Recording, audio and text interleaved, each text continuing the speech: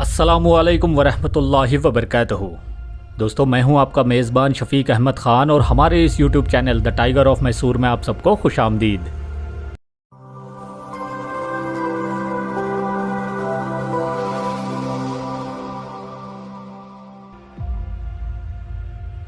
मोहम्मद अल इदरीसी। दोस्तों, ये वो हस्ती हैं जिन्होंने दुनिया को सबसे एडवांस्ड मैप दिए थे 11वीं सेंचुरी में, यानी कि आज से लगभग 900 साल पहले। दोस्तों, मोहम्मद अल इदरीसी का पूरा नाम अबू अब्दुल्लाह मोहम्मद अल इदरीसी अल कुर्तुबी अल हसनी अल सबती था और आप एक ऐसे मुसलमान रिसर्चर, एक्सप्लोरर, जोग्राफ़र और कार्टोग्राफ़र थे जिन्होंने अपने इल्म और रिसर्च की बदौलत 70 से भी ज़्यादा ऐसे मैप्स को बनाए थे कि जिनकी मदद से यूरोप और यूरोप के दूसरे एक्सप्लोरर्स को दुनिया जानने में आसानी हुई थी। दोस्तों, मोहम्मद अल इदरीसी, जिनको लोग शॉर्ट फॉर्म में सिर्फ इदरीसी भी कहते हैं, इनका जन्म 1100s में स्पेन के एक छोटे से शहर के कस्बे सियोटा में हुआ था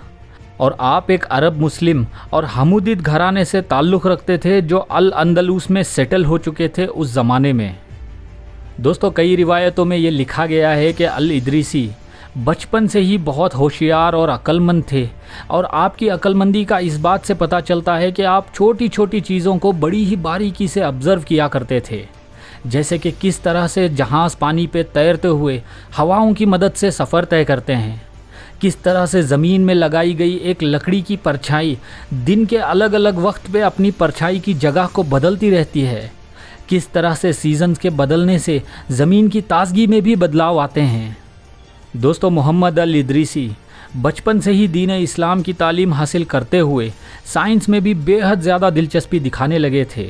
और इसीलिए उनके वालिदैन ने उन्हें ऊंची तालीम हासिल करने के लिए कर्दोबा रवाना किए, जो उस वक्त एक बड़ा दायरा हुआ करता था साइंस और दीन इस्लाम का। और साथ ही साथ कुछ रिवायतों में ये भी आया है कि मोहम्मद अल इदरीसी 16 साल की उम्र में अनातोलिया का एक सफ़र किए थे, जो उस वक्त उनकी ज़िंदगी का पहला सफ़र था।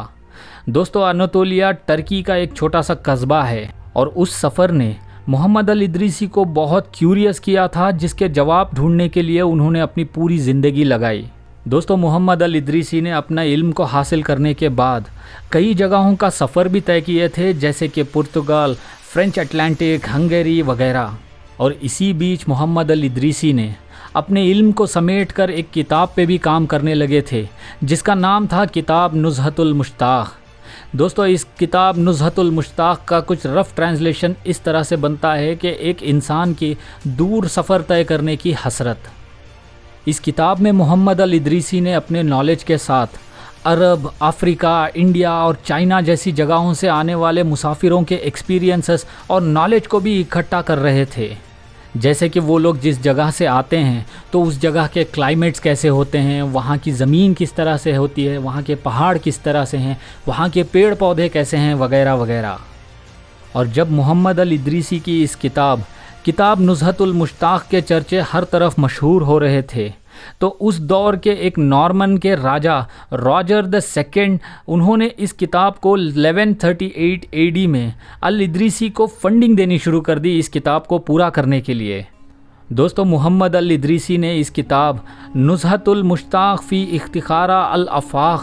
जिसको बाद में जाकर तबूला रॉजरीना भी कहा जाने लगा था, इस किताब को अरबी लैंग्वेज में लिखे थे। लेकिन इस किताब की खासियत ये थी कि इस किताब को 7 क्लाइमेट के जोन्स में डिवाइड करके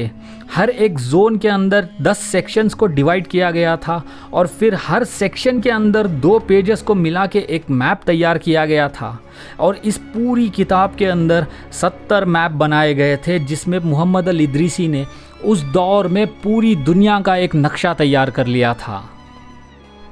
दोस्तों, यहाँ गौर करने की बात यह है कि उस ज़माने में ना तो कोई हवाई जहाज़ था, ना ही कोई सैटेलाइट था, मगर फिर भी मोहम्मद अल इदरीसी ने बेहद एक्यूरेट तरीके से सिर्फ लोगों की नरेशन सुनकर और साथ ही साथ डायरेक्शंस का पता करके अपनी रिसर्च को इस तरह से कामयाब किए थे कि उन्होंने एक दुनिया का नक्शा बनाने में कामयाबी हासिल की थी। दोस्तों, अभी जो आप स्क्रीन पर देख रहे हो, ये मोहम्मद अल इदरीसी के बनाए हुए उन 70 मैप्स में से एक ओरिजिनल मैप है।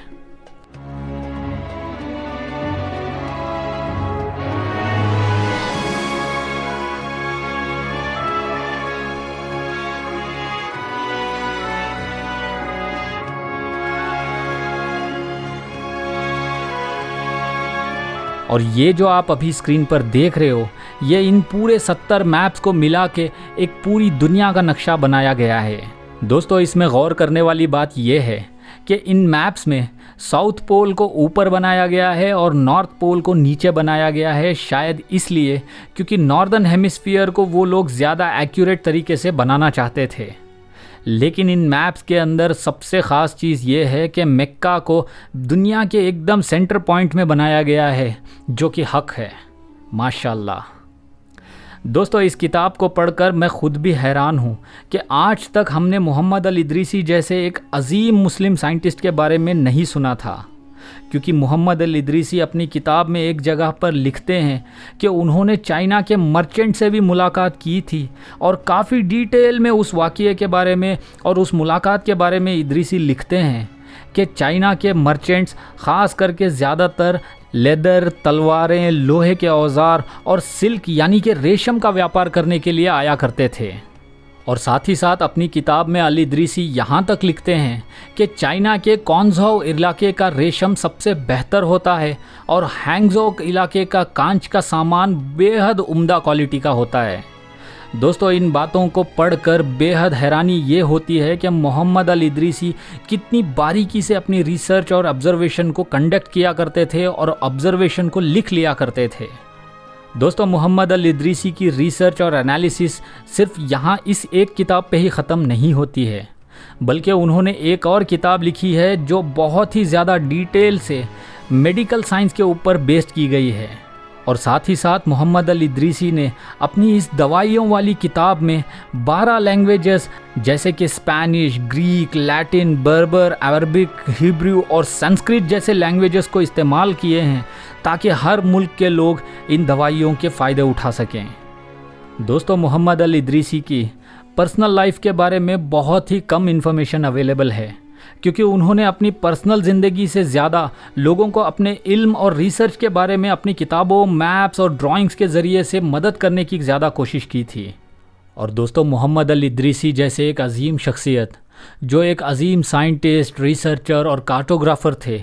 इनका 65 साल की उम्र में यानी कि 1165 AD में अपने वालिदैन के ही शहर स्योटा में इंतकाल हुआ। मगर जाते जाते मोहम्मद अल इदरीसी ने पूरी दुनिया को अपने इल्म से भरी हुई नायाब किताबों का ख़जाना दे गए।